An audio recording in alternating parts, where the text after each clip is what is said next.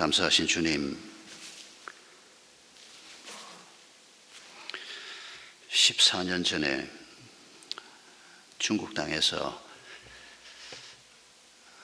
복음을 전하고 주님의 양무리를 치다가 불의의 사고를 당해서 순교하신 안대욱 선교사님을 기억하며 오늘 주일 예배를 드립니다. 주님께서 내 양을 먹이라고 명령하신 지상대명령을 가슴에 안고 중국으로 부름을 받은 그나 또 이 땅에서 자녀를 양육하며 목원들을 섬기며 교회 학교에서 학생들을 섬기며 또 일터에서나 이웃들 속에서 사람들을 섬기며 하나님의 양을 치는 일에 끊임없는 관심을 가지고 그리스도인의 길을 가려고 하는 저희들이나 동일한 부름을 가지고 오늘 성도의 삶을 살고 있음을 믿습니다. 주님이 갈릴리 호수에서 제자들을 다시 만나서 이 사명을 맡기시던 그 날을 떠올려 보면서 저희들이 어떻게 살고 있는지 또 저희가 앞으로 어떻게 살아야 하는지를 다시 한번 말씀을 통해서 또 저희 가운데 거하시는 성령님을 통해서 가르침을 받고자 합니다. 주님께서 함께해 주시옵소서. 예수님의 이름으로 기도하옵나이다. 아멘. 지난 2007년 2월 달에 터키 안탈리아라고 하는 곳에서 한 250여 명의 선교사들이 모여서 선교사 수련회를 가졌습니다. 이 안탈리아라고 하는 현재 지명은 사도행전 14장 25절에 보면 사도 바울께서 2차 선교 여행을 갈 때 안디옥에서 배를 타고 북쪽으로 올라가서 그 당시는 소아시아, 지금은 터키입니다. 터키 땅에 도착을 해서 터키 땅 서남부에 있는 아탈리아라고 하는 해변에 도착을 해서 거기에서 바로 옆에 있는 더베를 통해서 내륙으로 들어가신 기록이 사도행전에 나와 있습니다. 그런데 그 바로 아탈리아가 지금의 안탈리아라고 하는 이름으로 현존하고 있는 도시입니다. 휴양 도시입니다. 선교사 수련회에 강사로 함께 참여해서 며칠, 한 4, 5일을 그곳에서 보냈는데 이른 아침에 그 해변을 걸으면서 해변이 그렇게 크지 않습니다. 이 해변 어디쯤에 사도와 그 일행이 도착을 했을까? 그리고 어디를 걸어서 더베 방향으로 걸어가셨을까? 그때는 지금처럼 그 해변에 호텔이 있었을 리도 없고 아주 한적한 해변이었을 텐데 그분을 묵상하고 그 걸음을 묵상하면서 그 아탈리아에서 보냈던 한 며칠이 계속해서 생각이 났습니다. 3월 1일 날 그 수련회가 진행되던 중에 오후에 비가 왔는데 근처에 있는 아스펜도스 경기장으로 가서 전체 예배를 한번 드리겠다는 겁니다. 그리고 강사가 한 7, 8명이 있었는데 제 선배도 한 몇 사람 있었는데 그 설교를 절들 하라는 겁니다. 그래서 선배님들한테 부탁을 하는 게 좋지 않겠냐 그러니까 그곳 예배 설교자로는 박 목사님이 아무래도 좋겠다는 겁니다. 제가 더 이상 묻지 않고 그렇게 하겠다고 했습니다. 왜 그들이 그렇게 생각했는지는 모르겠습니다. 그 아스펜도스 경기장에 들어가 보니까 로마의 콜로세움보다는 규모가 아주 작지만은 이 사람들이 앉는 좌석이 있고 이 작은 경기장이 있고 콜로세움 규모를 축소해 놓은 지방 도시지만은 그러나 그 경기장이 있는 곳이면 제법 사람들이 많이 살고 있었다는 얘기입니다. 그리고 그 경기장에서 벌어진 일들을 떠올려 보면 기독교가 박해를 받던 300여 년 동안에 곳곳에서 기독교인들이 비그리스도인들의 놀림감이 됐습니다. 그 원형 경기장에 그리스도인들이 끌려 나와서 죽음을 당하기도 하고 모욕을 받기도 했던 바로 그런 장소였습니다. 거기에서 예배를 드리는데 마음이 참 뜨거워졌습니다. 그때가 우리 안대욱 선교사님이 돌아가시고 꼭 5년이 지난 때였습니다. 제 딴에는 그래도 교회 파송 선교사가 순교하는 아픔을 경험했던 목사니까 그래서 이 사람들이 날 보고 굳이 설교를 하라고 했나. 제 딴에는 이 피 흘리고 복음을 위해서 죽음의 길을 걸어간 선교사들을 가까이에서 보았고 계속해서 같이 일을 했던 그 마음을 가지고 교회가 순교의 피 위에 세워진다고 그 자리에서 외쳤고, 복음은 피 흘리고 생명을 바치는 그리스도인의 헌신에 의해서 전진한다. 제법 그럴듯하게 설교를 했습니다. 그리고 잊어버렸습니다. 일반론이었죠. 내가 선교사가 서울 영동교회에서 파송을 했고 샘물교회가 또 이어서 파송 선교사로 섬겼던 그런 분의 죽음을 경험하긴 했지만은, 그러나 여전히 순교는 멀고 먼 책에나 나오는 얘기, 역사 속에나 나오는 얘기, 그런 얘기 정도로 제 마음에 남아 있었습니다. 그런데 그날 그 자리에서 그 설교를 하고 불과 한 달 반 후에 바로 같은 터키 땅에서 2007년 4월 18일에 터키 말라토야라고 하는 곳에서 틸만 선교사님이 순교를 했습니다. 전 세계가 깜짝 놀랐습니다. 무슬림 청년들이 이 틸만 선교사님과 다른 터키 형제 두 사람, 이 세 분이 문서 사역을 하는 분들이었는데 이분들을 무참하게 칼로 찔렀습니다. 수십 군데를 찔렀습니다. 그게 불과 한 달 반 후에 있었던 일입니다. 더 놀라운 것은 그 사모님이 어린 두 딸을 데리고 아주 젊은 사모님이었습니다. 한 40 초반쯤 돼 보였는데 방송에 나와서 나는 터키를 사랑한다. 이런 일이 있지만은 나는 독일로 돌아가지 않는다. 이 땅의 사람들과 함께 살겠다. 정말 충격적이었습니다. 한 번도 만난 적이 없었지만은 아스펜도스 경기장에서 제가 했던 설교가 떠오르면서 그걸 멀리서 지켜보고 그저 파송 선교사의 죽음으로만 지켜보는 게 아니고 남편의 죽음을 지켜보고 아빠의 죽음을 지켜봤던 분들이 피 맺힌 음성으로 터키 방송에 나와서 그 두려움과 그 슬픔을 극복하면서 그 얘기를 하는데 정말 기가 막힌 상황이었습니다. 지금도 그분들은 터키에 살고 있습니다. 그리고 바로 그 같은 해 2007년 7월에 우리 배형규 목사님과 심성민 형제가 아프간에서 순교했습니다. 말로만 듣던 순교. 제가 어릴 때 중학생이 되니까 SFC 연합예배를 이 교회 저 교회로 한 달에 한 번씩 이렇게 돌아가면서 예배를 드리는데 여름 방학이 되니까 조금 떨어져 있는 웅천이라고 하는 곳으로 갔습니다. 중고등학생들이 그 지역에 있는 전체 중고등학생 수백 명이 모였는데 가보니까 거기가 주기철 목사님의 고향교회였습니다. 오늘 오후에 동작동 국립묘지에서 주기철 목사님 추모 예배가 있는데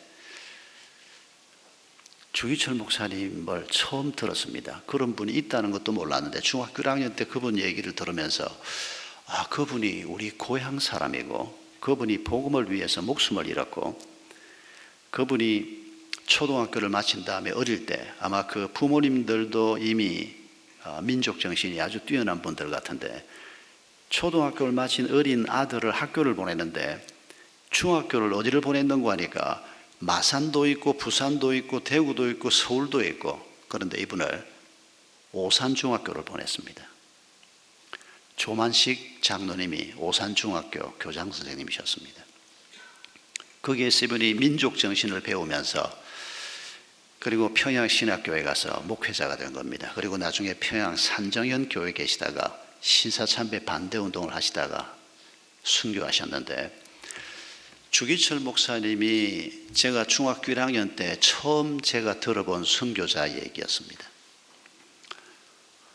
그런데 2007년에 제가 그런 설교를 하고 그리고 그 해에 순교 사건이 책 속의 얘기가 아니고 역사 속의 얘기가 아니고 바로 저의 문제로 제가 섬기고 있는 교회 속으로 이 사건이 들어오게 된 것입니다. 그 이전에는 우리 안대옥 선교사님의 순교 기념 예배 같은 것도 생각을 못했습니다. 그게 어떤 의미인지를 깊이 생각하지 않았기 때문입니다. 그저 슬픈 사건으로만 생각했기 때문입니다. 그러나 2007년 사건 이후에 하나님께서 우리 파송 선교사를 천국으로 먼저 데려가시고 샘물교회 창립 목사 중에 한 사람인 배 목사, 그리고 29살의 청년 심성민, 우리 교회에서 이렇게 순교자가 계속해서 나오게 하시는 주님의 뜻이 무엇일까? 그걸 우리 교인들이 그냥 흘려보내서 될 일이 아니구나. 그래서 그때부터 안대옥 선교사님의 순교 기념 예배도 처음 2008년부터 드리기 시작했습니다. 여러분, 우리가 여러분 대부분은 안대옥 선교사님 얼굴을 본 적도 없는 분입니다. 그리고 그 사모님이 지금은 동아시아 선교회 대표를 맡아서 아까 화면에 잠깐 나왔던 그분이 지금 섬기고 있는데 지금 왕성하게 활동을 하고 있지만은 아마 여러분 대부분은 2007년 무렵에 저처럼 우리 교회에서 옛날에 또 그런 일이 있었구나 이런 정도일 것입니다. 그러나 우리가 잊지 말아야 할 것이 있습니다. 지금 이런 일들이 우리 가까이에서 이렇게 일어나고 있는 이 상황을 보면서 우리 주님께서 부활하신 후에 갈릴리에 가서 물고기를 잡고 있는 제자들에게 나타나셨습니다. 그리고 그들에게 특히 대표인 베드로에게 시몬아, 네가 이 사람들보다 나를 더 사랑하느냐 질문을 하셨습니다. 여러분, 예수 그리스도를 어떤 사람보다 더 사랑하십니까? 예수 그리스도를 이 세상의 어떤 가치보다 더 귀하게 여기십니까? 그렇다면 우리는 내 어린 양을 먹이라 라고 말씀하신 예수님의 부탁을 함께 기억해야 합니다. 내가 주님을 정말 사랑하지만은 주님이 부탁하신 어린 양을 먹이는 일은 그건 내가 할 일 같지는 않은데 이렇게 생각한다면 우리는 잘못 생각하는 사람들입니다. 이 일은 선교사나 교역자나 목자에게만 맡긴 일이 아니고 모든 그리스도인에게 부탁하신 것입니다. 안대옥 선교사님도 유별난 그리스도인이 아닙니다. 그저 동일하게 부름을 받은 그리스도인이지만은 그는 중국으로 부름받은 것뿐입니다. 그의 외할아버지가 중국에서 목회를 했습니다. 해방이 돼서 나오는데 성도들이 목사님을 붙들고 그렇게 울더라는 겁니다. 그래서 목사님이 내가 한국 사람이어서 지금은 중국을 떠날 수밖에 없는데 다시 들어올 수 있으면 내가 언제든지 다시 들어오마. 그랬는데 이분이 다시 가지 못하고 교인들을 다시 보지 못하고 돌아가셨습니다. 그런데 이분이 늘 내가 다시 중국으로 가야 하는데, 그런데 그때 어린 소년이었던 우리 안대옥 선교사가 외할아버지가 그 얘기를 할 때마다 할아버지 내가 갈게요 그랬다는 겁니다. 아마 어린 소년이었을 때 할아버지가 그렇게 간절하게 원하는 그 얘기를 들으면서 처음에는 단순하게 할아버지 대신 내가 갈게요 그랬을 수 있습니다. 그런데 시간이 지나면서 그게 그에게는 하나님이 주신 콜링으로 바뀌게 된 겁니다. 여러분, 주님께서 제자들에게 그리고 우리에게 내 어린 양을 먹이라 라고 말씀하신 이 말씀을 우리가 오늘 다시 한번 우리의 가슴에 새기기를 원합니다. 먼저 기억할 것은 하나님의 어린 양을 먹이라고 말씀하셨습니다. 우리가 하나님의 어린 양을 먹인다고 할 때 제일 먼저 기억해야 할 것은 우리의 자녀들입니다. 모든 부모들은 하나님이 부모들에게 맡겨주신 하나님의 어린 양인 자녀들을 양육하는 것입니다. 그래서 우리가 하나님의 어린 양을 먹이는 게 뭔지를 잘 깨닫고 잘 배워야 한다는 것입니다. 내가 낳았다고, 내가 밥 먹이고 내가 돈 벌어다가 옷 입힌다고 해서 그 자식이 내 자식이 아니라는 것입니다. 하나님이 우리에게 맡긴 하나님의 양이라는 사실을 잊지 말아야 합니다. 그래서 부모들은 자신이 그리스도인이라면 내가 원하는 대로 아이를 키우는 게 아닙니다. 우리가 원하는 대로 키워서 어떻게 하겠습니까? 우리가 살던 세상과 아이들이 장차 맞닥뜨리게 될 세상은 너무도 다릅니다.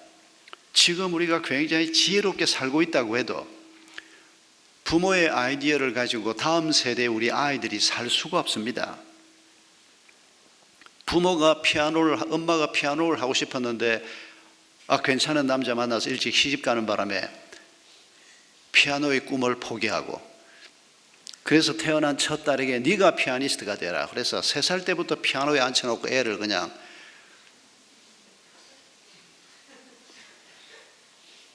이거 우리 샘물교회 한 성도의 얘기입니다. 얼마나 부모들이 많은 잘못을 범하는지 모릅니다. 그보다 더 전에 제가 서울 영동교회 있을 때 이런 성도를 만났습니다. 키가 크고 아주 잘생긴 분이었습니다. 서울대학 외교학과를 나왔습니다. 아버지가 너는 머리도 좋고 인물도 좋고 외교학과를 가라. 그런데 이분은 외교학과를 갈 분이 아닙니다. 남들 앞에 말 2마디도 안 하는 분입니다. 이분은 교수가 되든지 아니면 판사가 되든지 뭐 그런 쪽으로 가야 할 사람이었습니다. 정말 좋은 분이었습니다. 그런데 그 시절에는, 그분이 대학 갈 시절에는 서울대학에서 제일 센 과 중에 하나가 외교학과였습니다. 그러고 난 다음부터 인생이 헝클어지기 시작한 겁니다. 그분들이 만약에 예수 그리스도를 만나지 않았으면 얼마나 힘들고 어려운 삶을 살았을지 충분히 짐작이 되는 사람들입니다. 여러분, 부모가 좋은 마음을 가지고 그렇게 하겠지만은, 그러나 내 양이 아니고 하나님의 양이라는 것을 잊지 말아야 합니다. 모든 목자들이 기억해야 할 것은, 내 목장에 보내주신 목원들은 내가 섬기고 있지만은 내 양이 아니고 하나님이 맡겨주신 양이라는 것을 잊지 말아야 합니다. 하나님께서 내 양을 너희가 먹이라, 그렇게 말씀하시는 것을 우리가 잊지 말아야 합니다. 회사에서 내 밑에 붙여준 부하 직원들이 있다면 여러분, 그 사람들을 그저 성과를 내기 위한 도구로만 생각하지 말고, 거기가 교회 공동체는 아니지만은, 가정은 아니지만은, 그래도 우리가 그리스도인으로서 이 사람들을 하나님께서 내게 붙여주신 양으로 생각하고 그들을 섬겨보는 이런 도전은 어떻습니까? 그리스도인들이 해야 될 도전입니다. 주님께서 어떤 방식으로 우리에게 양을 맡겨주실지 모르겠습니다.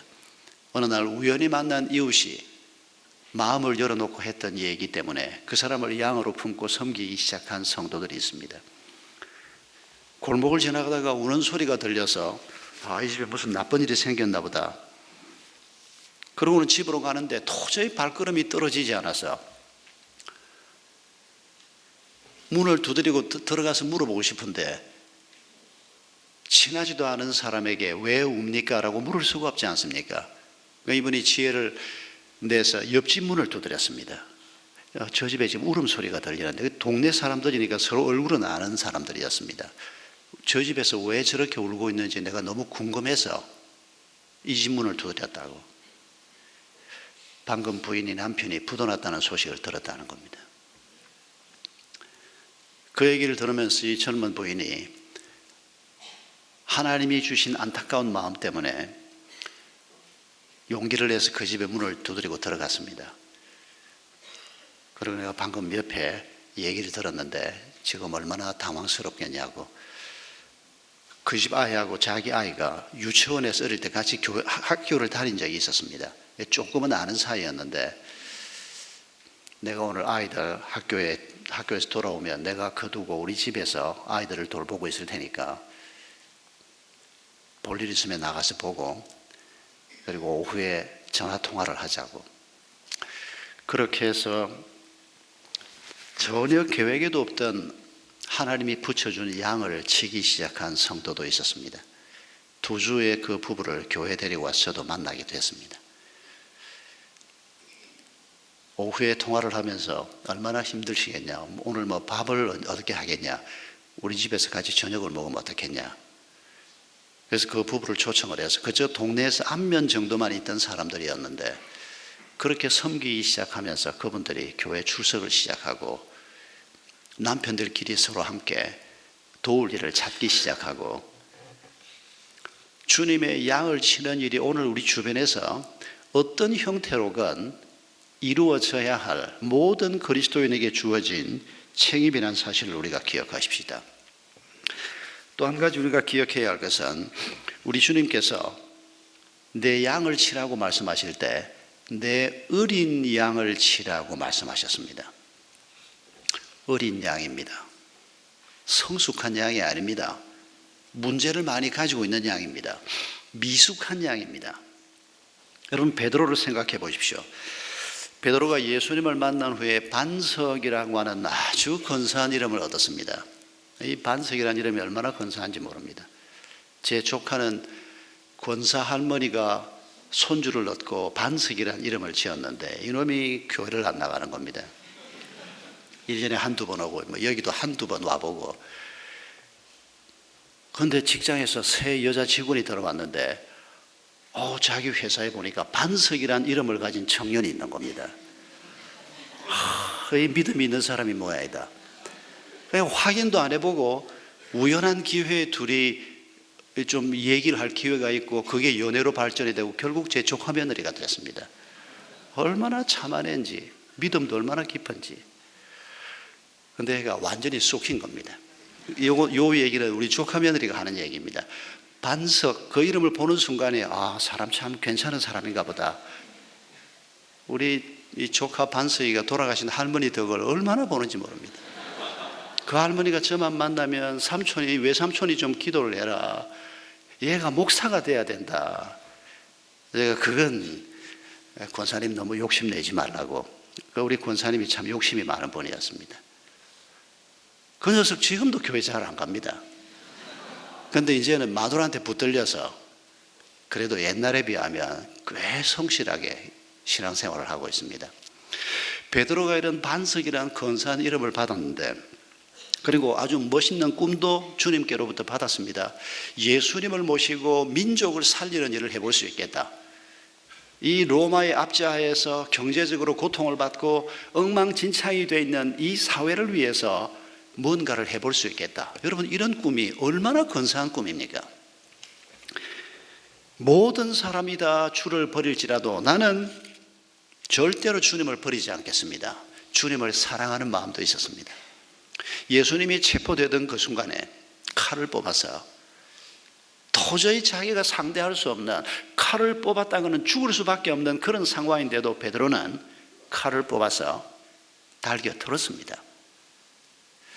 여러분, 베드로가 어떤 사람인지, 그의 마음에 얼마나 주님을 향한 열정이 있었는지 그 베드로의 면면을 살펴보면 우리가 짐작할 수 있습니다. 그러나 죽음의 공포가 그를 휘몰아칠 때 그는 결국 예수님을 모른다고 3번이나 부인하고 나중에는 예수님을 저주하면서 부인하는 자리에까지 빠져버리고 말았습니다. 어린 양이었던 것입니다. 더 자라야 하는 양이었던 것입니다.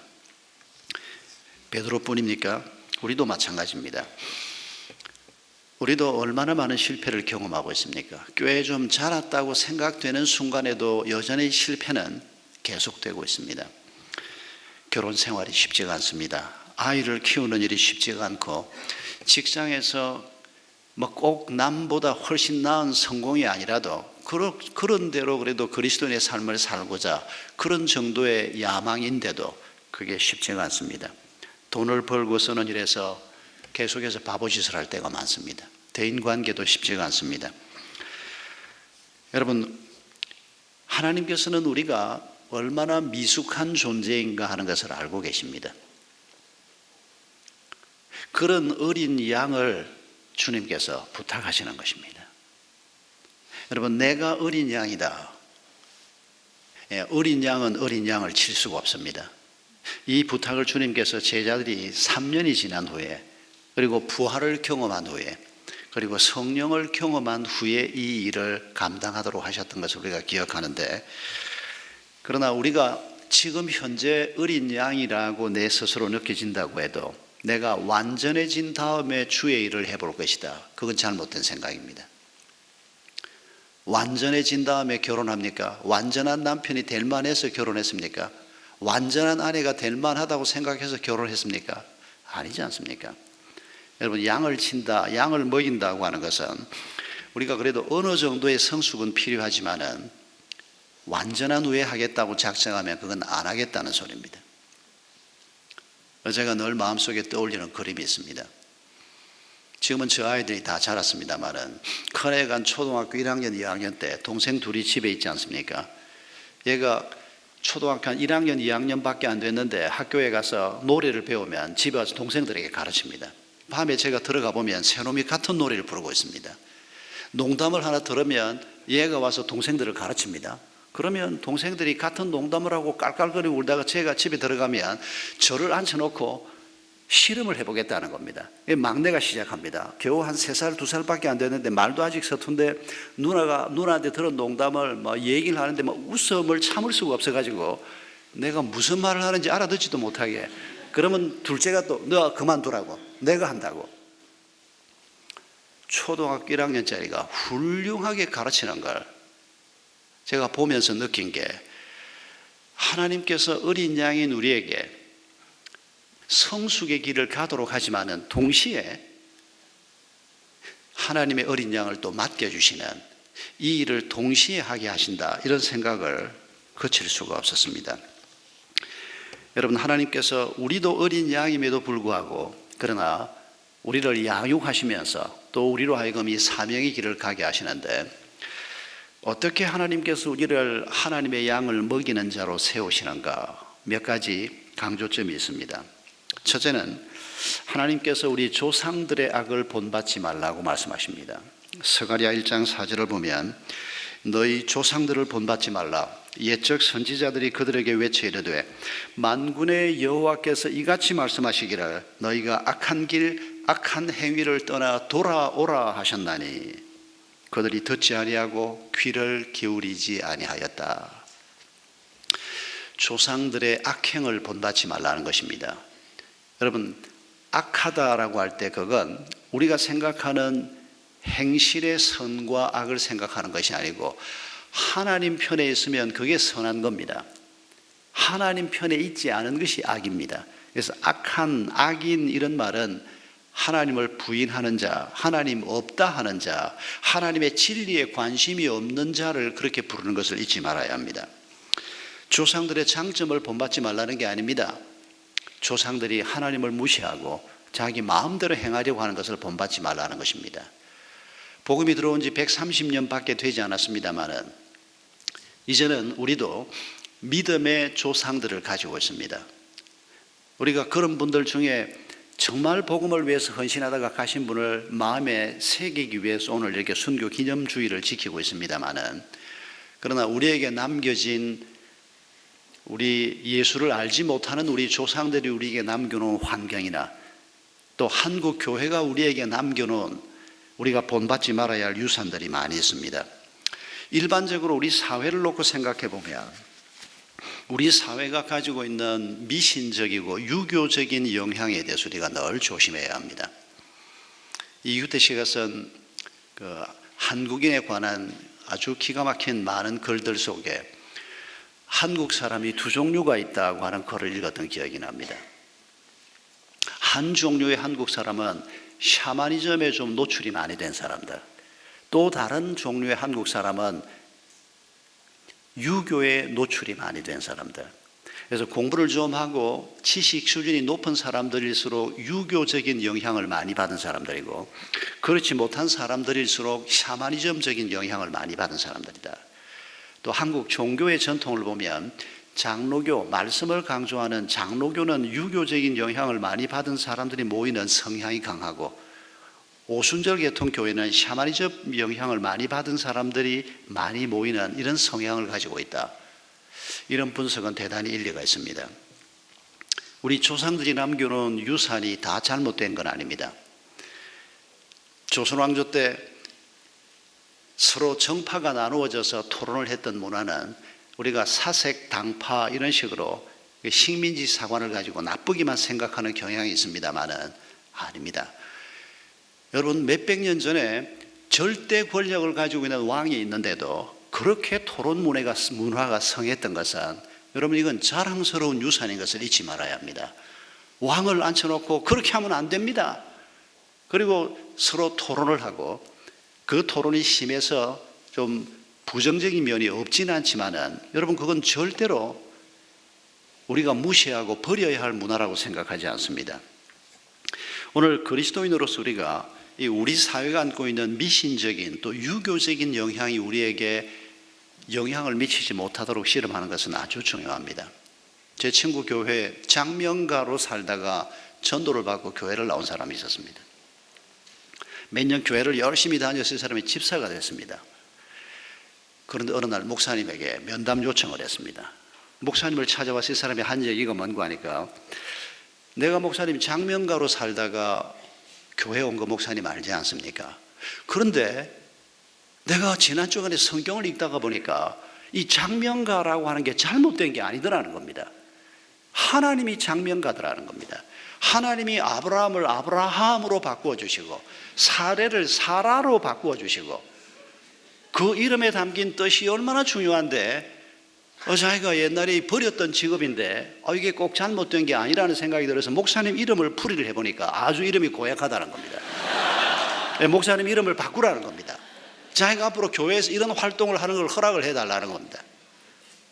목사가 쩔쩔맸답니다. 그 사람 설득한다고. 어떻게 생각하면 일리는 있습니다. 그러나 여러분, 성명 철학이라고 하는 것 자체가 우리 기독교가 동의할 수 없는 출발점을 가지고 있기 때문에, 내가 예수 믿고 난 다음에 내 이름이 이게 그냥 술 퍼먹고 다니고 죄 짓고 다니던 그 시절의 이름이니까 내가 이름을 다른 이름으로 갖겠다. 예, 괜찮습니다.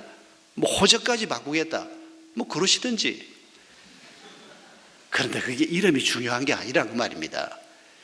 그런데 그걸 장명가 입장에서 옛날 직업으로 돌아가겠다고 하는 이런 씨름들을 우리가 아주 조심해야 합니다. 최근에 한 목장에서 생년월일을 가지고 사람의 성향을 알 수 있다, 뭐 이런 토론이 있었다는 얘기를 들었습니다. 그만두셔야 합니다. 관상이나 사주팔사가 확률이라고 주장하는 사람들을 저도 가끔씩 그분들의 글을 읽기도 합니다. 절대 용납할 수 없습니다. 그런 것들을 목장에서 퍼뜨리면 안 됩니다. 우리가 토론하고 이런 것에 대해서 한 번쯤 나는 이렇게 느끼는데 어떠냐, 대화하는 거는 한 번쯤은 할 수 있지만은 그걸 교회 공동체 안에서 주장하는 것은 큰 잘못을 범하는 것입니다. 유교적인 성향도 우리에게 너무 많습니다. 우리는 걸핏하면 저게 어린 게 그냥 내 속에 있는 공자가 죽어야 됩니다. 괜히 공자님을 덜먹여서 죄송합니다만은 우리 속에 있는 이 나이가 우리는 벼슬 아닙니까? 나이가 한 살이라도 많으면 어디 가서 형님 대접해야 되고, 나이 많다는 것 때문에 돈도 없는데 밥값도 내야 되고, 이런 문화가 나쁜 문화는 아닙니다. 그러나 여러분, 신앙 공동체 안에서 어린 아이가 말을 해도 그 사람의 말이 하나님의 말씀에 부합한 말이면, 내 나이가 아무리 많더라도 저 어린 사람이지만 저 사람의 말이 맞다라고 할 수 있는 사람이 그리스도인이지, 조그만하게 그냥 나이도 어린 게 그냥, 이건 우리 속에 공자를 죽여야 한다는 것입니다. 우리 한국 교회가 안고 있는 큰 약점 중에 하나가 이원론적인 사고방식입니다. 세상 논리 따로 신앙 논리 따로, 이게 이원론적인 사고방식인데, 그리스도인은 어디에서 무슨 일을 하든지 성경적인 논리를 가지고 사는 사람이 그리스도인입니다. 물질 만능주의도 오늘 우리가 안고 있는 큰 문제입니다. 세속화의 바람에서 가장 큰 영향 중에 하나입니다. 공로주의도 큰 문제입니다.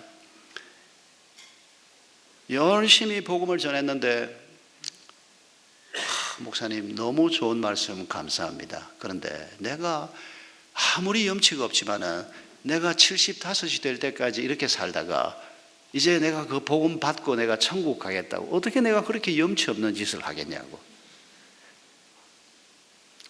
제가 복음을 전했던 한 교장 출신, 평생 교육자로 사셨던 아주 고고한 선비신데, 결국 제가 복음 전했을 때는 실패했습니다. 나중에 다른 분이 복음을 전해서 그분이 그리스도를 영접하긴 했습니다만은, 예, 그 어르신의 말을 제가 공감할 수 있습니다. 무슨 염치로 내가 예수 믿겠다고.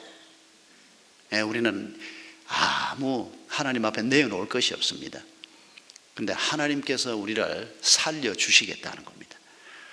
예, 그걸 받아들이는 것이 믿음입니다. 염치 없는 손을 내미는 것이 믿음입니다. 나는 내 염치를 가지고는 못해. 그러면 죽는 겁니다.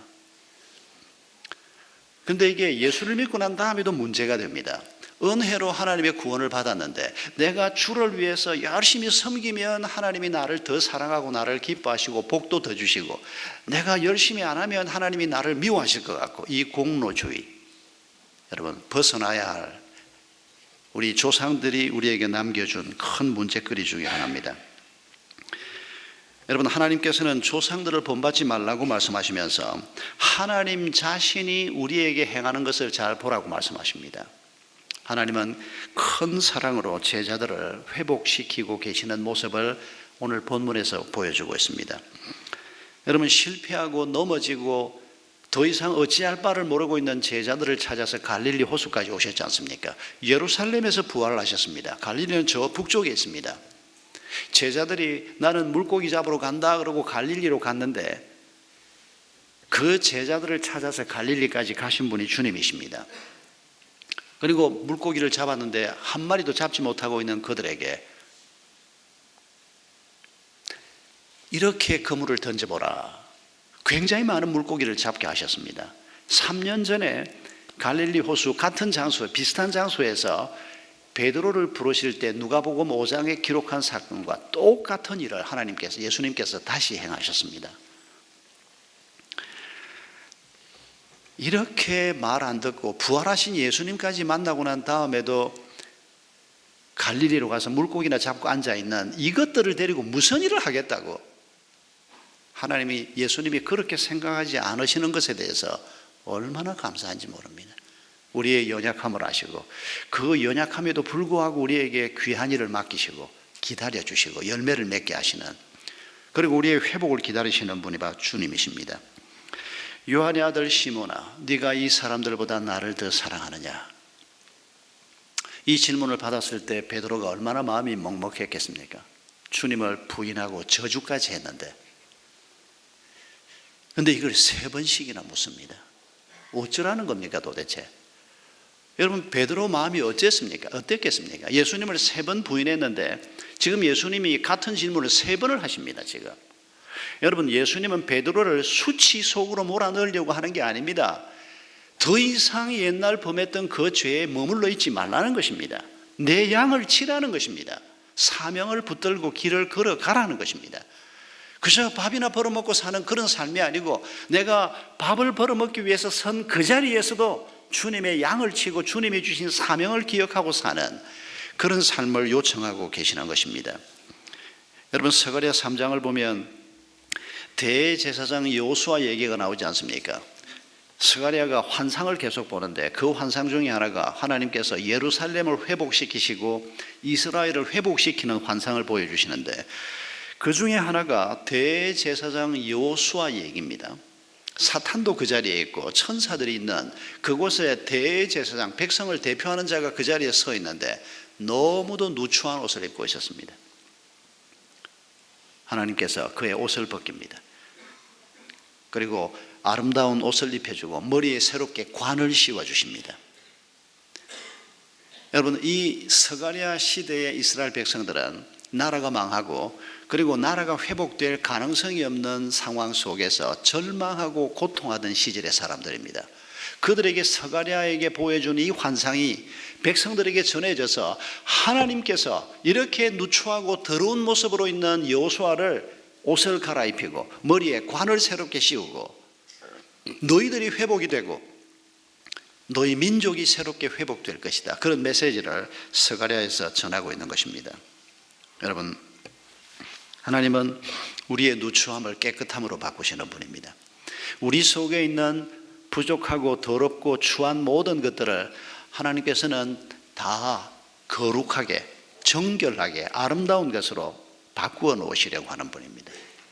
우리에게 이런 은혜를 베푸시면서, 그리고 동시에 우리에게 내 어린 양을 치라, 너희 부부가 서로를 섬기고 도와서 서로가 성숙한 그리스도의 양이 되게 하고, 자녀들을 그렇게 섬기고, 그리고 연로해서 이제는 자기 삶을 살 수 없는 부모님들을 잘 섬겨서 부모님도 자식에게 하나님이 맡겨주신 양이 될 수밖에 없는 나이가 분명히 다가오고 있습니다.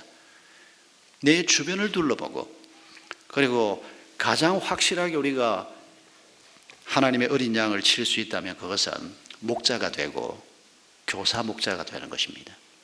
여러분, 주님께서 우리에게 이런 부탁을 해 주신 것을 기억하면서 안데옥 선교사를 중국 땅으로 보내셔서 하나님의 양을 치게 하신 이 하나님이 오늘 우리에게 내 양을 너희가 쳐라. 너희 가정에서 내 양을 치고 너희 직장에서도 그리고 어디에서든지 교회 공동체에서도 물론이고 내 어린 양을 치는 자가 되라. 그렇게 부탁하신 이 주님의 부탁을 기억하면서 우리 찬송을 갈릴리 마을 그 숲속에서라고 하는 제가 젊을 때 참 많이 불렀던 찬송인데 오늘 이 찬송과 또 다른 찬송 하나 두 개를 함께 부르고 싶습니다.